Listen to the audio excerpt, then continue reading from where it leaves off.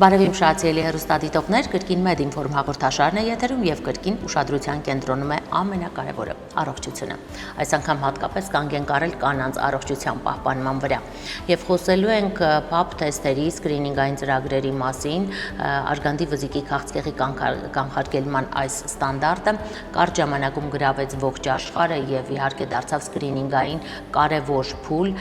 որը օգնում է հասկանալ արգանդի վզիկի վիճակը եւ օգնում է վաղ փուլերում կանխարգելել քաղցկեղի եւ այլ հիվանդությունների առաջացումը։ Ինչ հետաքրքիր մանրամասներ կարելի է հաղորդել PAP թեստերի վերաբերյալ եւ արդյոք կանայք ամբողջությամբ տեղեկացված են այս կարևոր հարցի շուրջ։ Ես զրուցելու եմ եկել բժիշկ պաթոմորֆոլոգ Իզմիր բժշկական կենտրոնի բժիշկ Էմմա Մանուկյանի հետ։ Բարև բժշկուհի։ Բարի օր։ Շնորհակալ եմ, որ Մեդինֆորմի հյուրն եք։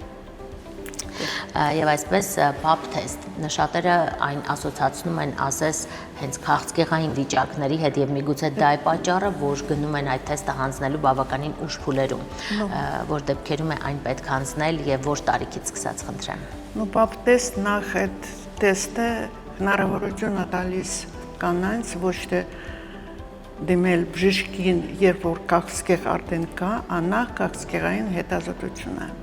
Կանայք 30-ից մինչև 60 տարեկան անվճար ամեն 3 տարի մեկ պիտի անցնեն այդ հետազոտությունը։ Գնում են գինեկոլոգի մոտ ու գինեկոլոգը վերցնում է քերուկ արգանդի պարանոցից։ Եվ մեկ նայում են բջիջաբանները։ Այնտեղ պիտի նայեք, во-первых, ընդհանուր, այնտեղ ինչ փոփոխություններ լինում են արգանդի պարանոցի մեջ, կարող է դա բորբոքում, կարող է նորմա, կարող է արդեն նախ քաղցկեղային փոփոխությունները եւ աստվածյանի քաղցկեղային փոփոխությունները։ Հետազոտվում է այնտեղ, եթե գնում է բջիջները չեն փոփոխվում, գնում է նեգատիվ,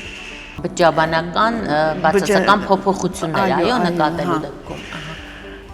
Բորբոքային ֆոնը նայում եք,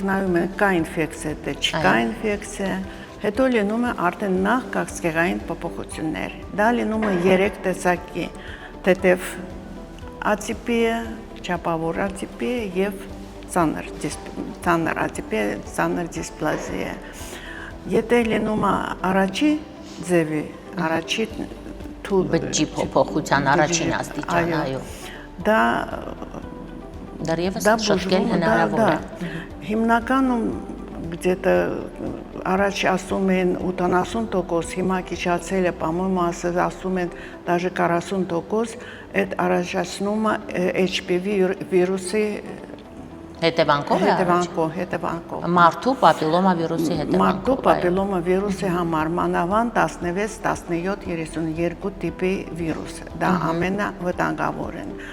Բջիջաբանական դա շատ լավ երևում է, որ դեռ կա սպეციფիկ փոփոխություններ բջիջների, ու մենք ասում ենք, որ դա HPV էֆեկտ ունի այդ հետազոտությունը։ Բայց դա վաղ փուլում, այդ ձեր նշած դիսպլազիա առաջին փուլում հայտնաբերելու առաջին փուլում եւ դա բժիշկ գինեկոլոգ կարա հանգիստ, բուժում է։ Լինում է արդեն, եթե գնում է process ուժեղանում է, գնում են չափավոր եւ սանր դիսպլազիայի նշանները, տես դեպքերում բժիշկը գինեկոլոգ պիտի կամ բուժի, կամ պիտի վերցնի բիապտատ եւ նշանակում է համապատասխան բուժում։ Բուժում դա լինում է կամ կոնսերվատիվ, նույն ինչքան գիտեմ, արդեն ոչ մի օպերատիվ տարբեր մեթոդներով այո բուժումը արդեն գինեկոլոգը նշանակում է։ Եթե քաղցկեղը դա լավ գինեկոլոգ միանգամից հասկանում է ու վերցնում է եւ բջիջաբանական հետազոտություն եւ հյուսվածքաբանական։ Դա արդեն ավելի հեշտ է։ То есть կանայք պիտի իմանան, որ 3 տարի մեկ նրանք պիտի գնան գինեկոլոգի մոտ։ Խնդիրը լինելու դեպքում, եթե 3 տարի պետք չէ, 3 տարի մեկ անպայման տոկնա։ Եթե արդեն բուժվել են ձեր նշած դիսպլազիաները, այդ բջջաբանական տարբեր փոփոխություններ կանխարգելվել է, այս դեպքում արդեն երևի թե ավելի հաճախ, այո, պետք է ստուգումներ անցնել։ Եթե ուզում է, գինեկոլոգը իրան ասի, մի տարի կամ 6 ամսից հետո կամ մի տարի հետո, կամ եթե արդեն անցել էր շատ լավ, 3 տարի մեկ անպայման պետք է ստուգման։ Բժշկու Բժշկուհի, ինչու է այս մեթոդը կիրառվում 3 տարին մեկ անգամ։ Արդյոք այն վնասում է արգանդի վզիկը։ Չէ, Նմուշարում անելիս։ դա բոլորին չի վնասում, գինեկոլոգը վերցնում է այդ քերուկը եւ արգանդի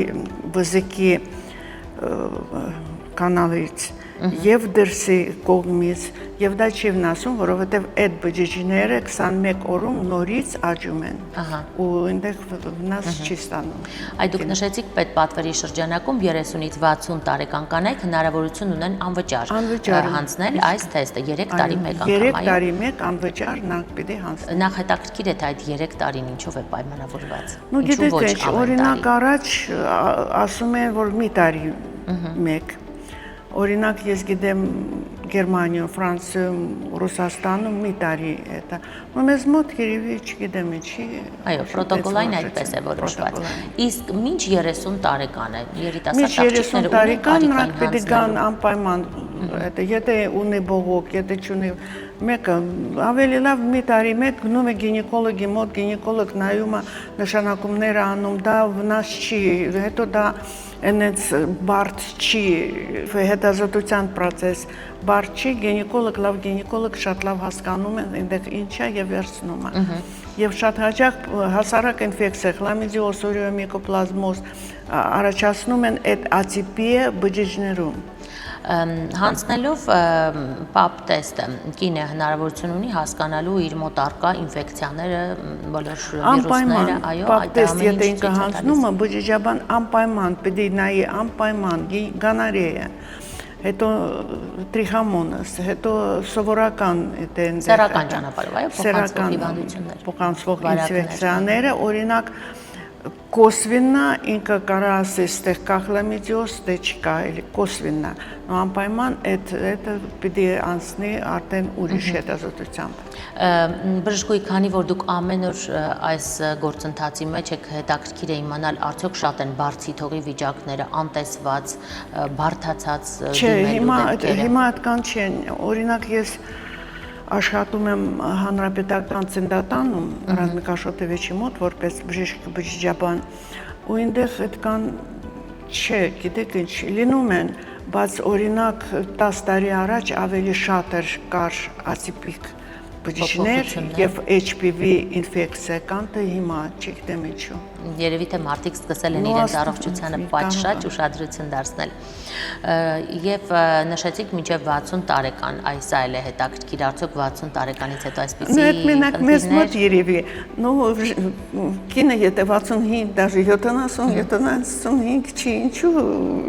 չի կարա գնա գինեկոլոգ գնա, ստուգվի, որովհետև այդ ժամանակ արդեն գնում են ուրիշ փոփոխություններ արգանդում, ձևարաններում, վզիկում։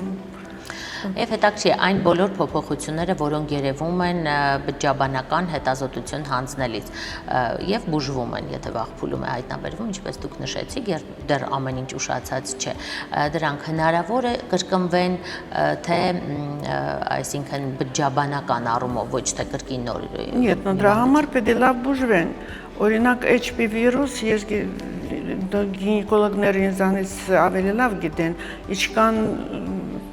ամբողջ կյանքը նրանք ինչքան գիտեմ մնում են, չեմ կարող ասեմ հաստատ։ Но եթե գնում է, ասենք, թե cervical intraepithelial neoplasia առաջի ստադիան, դա գինեկոլոգ բուժումը նշանակում է բուժում, իսկ արդեն ավելի է, արդեն բուժում են ուրիշ ձևով, ինչքան գիտեմ հեռացնում են ու կինը առողջ է մնում։ Այսինքն կան տարբերակներ, որոնց դեպքում կրկնվելու հավանականություն օրգանիզմում մնալու, այսպես ասած։ Որովհետև HPV վիրուսը համարյա պապիլոմա վիրուս նստում է այդ մի փոքր զոնայում, ամենավնասվում է փոքր զոնայում, որտեղ վզիկի կանալ անցնում է դեպի վզիկի դուրս մակերեսը, ինքը այնտեղ է նստում եւ վնասվում է։ Ես կցանկանայի դուք նաև նշեիք, թե այսպիսի խնդիր ունենալու դեպքում, երբ խնդիրը բջջաբանական մակարդակում է, արդյոք կինը կարող է դա իր վրա նկատել, թե դա արտաքույց չի երևում որևէ կերպ։ Եթե ինքը ունի արտադրություն, եթե ինքը դիսկոմֆորտ ունի, պիտի գնա, հիմնականում եթե լինում է, կինը все-таки եթե ինքը մտածում է, ինքը պիտի զգա այդ բանը։ Զգացվում է, այո, ինչ որ ախտանշաններ կան։ Ինչ որ փոքր նշաններ լինում են։ Այո, եւ շնորհակալ եմ նախ հետաքրքիր ինֆորմացիայի համար, թե ինչով է PAP թեստը այսքան անհրաժեշտ եւ կխնդրեի ձեր խորհուրդ ուղղեիք մեր կանանց, ինչից խուսափել, ինչից զգուշ լինել եւ առհասարակ որպես բջջաբան ինչ է խորտ տալիս։ Պիտի լինի մի պարտնյոր, որն ինքը վստահում է այդ ամենակարևոր։ Հետո մեր կանայք նրանց շատ մակրասեր են, շատ լավ նայում են, ինձ թվում է, ինչ ասեմ, եւ գնան բժշկի մոտ։ Ամեն տարի, պուսկա 3 տարի մեկ։ Շնորհակալ եմ բժշկուհի, կարծում եմ իսկապես պետք է այն կանայք, ովքեր վախեր ունեն այս թեստը հանձնելուց կամ դա կարևոր չեն համարում, պետք է հասցնել, որ սա իսկապես անհրաժեշտ է եւ ինչպես դուք նշեցիք, պետությունը իր վրա է, այո, հոգացել 30-ից 60 տարեկան կանանց անվճար, հիշեցնենք, այո, անվճար այդ անալիզի հանձնումը։ Հարգելի հեռուստադիտողներ,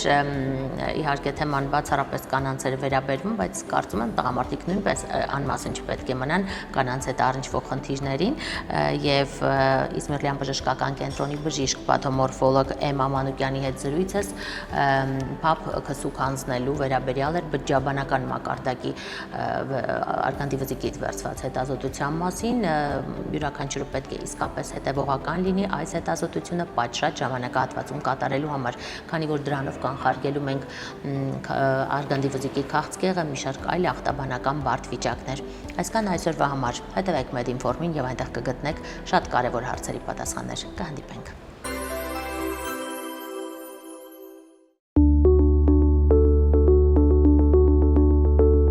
Արգանդի պարանոցի հիվանդությունների զարգացման համար վտանգ են ներկայացնում բակտերիալ եւ վիրուսային վարակները, հատկապես մարդու պապիլոմավիրուսը։ Բացի այդ, ռիսկի գործոններից են նաեւ վաղ սկսած սեռական կյանքը, բազմաթիվ հղիություններ կամ կանացի վիրահատական միջամտություններ, սեքսուալ զուգընկերների շատ քանակը, չպաշտպանված սեռական հարաբերությունը, արգանդի վզիկի վնասվածքը, ծննդաբերության կամ հղիության արհեստական ընդհատման ժամանակ, ծխախոտի օգտագործումը, դաշտանային խանգարումները, իմունային անբավարարությունը։ Տարբեր տարիքի կանանց 38%-ի մոտ կարող են առաջանալ արգանդի վզիկի ֆոնային հիվանդություններ, որոնք են էկտրոպիոն, արգանդի պարանոցի էկտրոպիա, ցերվիկալ ուղու պոլիպ եւ այլն։ Արգանդի վզիկի պաթոլոգիայի ախտորոշումը իրականացվում է ներզնման ժամանակ եւ ներառում է արգանդի վզիկից եւ ցերվիկալ ուղուց վերցված քսուկի բջջաբանական հետազոտություն, կոլպոսկոպիա, արգանդի վզիկի կենսազննում, ցերվիկալ ուղու զննում եւ այլն։ Արգանդի վզիկի քաղցկեղի բացահայտման համար հարկավոր է տարին առնվազն 1 անգամ հետազոտվել,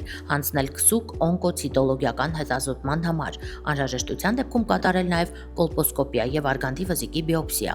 Բջջաբանական հետազոտության հիմնական նվաճումներից մեկը այն է, որ այն կարող է հայտնաբերել բջիջների անոմալիաները դեռևս առանց հիվանդության ակնհայտ նշանների։